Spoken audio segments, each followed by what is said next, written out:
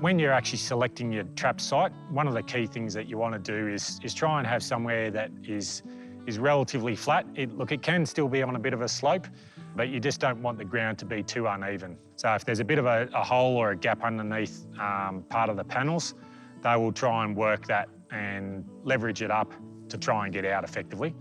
So if you're going to put a trap out on your property, I'll be monitoring the areas first to see where most of the pigs are coming in. I'm looking at pig diggings, tracks, scats, and also watercourses. Although we're talking about ferals, animal welfare once again is a key aspect of this. So we've got a nice shady spot where we can put this trap, and one of the key things with this is that you need to check it every 24 hours. There's several different traps you can use.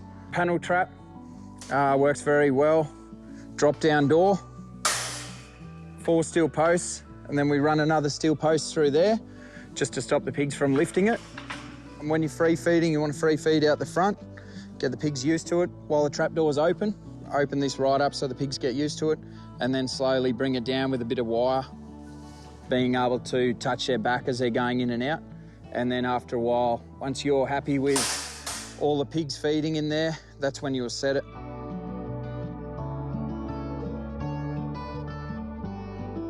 So in this case, I would still be feeding out my grain sort of around the edge of the trap. And my trip line is coming just straight down here. So this is where I actually want a big pile of grain, and I've only got a relatively small pile at the moment. But I'd be putting a nice, reasonable sized pile directly underneath the string or the trip line that I've got here. We're now aiming to get the pigs to come in round our trail around the side of the trap and to where we've got our bigger pile here. So when the pigs will come along, they'll be snuffling on the ground, and their noses will be cleaning up all of the grain that we've got here. And when they hit this trip line, it'll basically pull the door out and drop the door down. Righto, different trap, pretty much same sort of design. Free feed out the front, your pigs will roll in around. So setting the pig trap once your pigs are comfortable with going in after a couple of nights.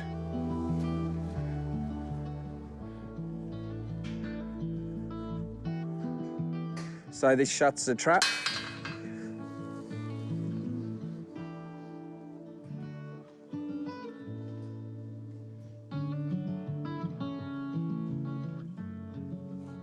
So your pigs will be feeding in.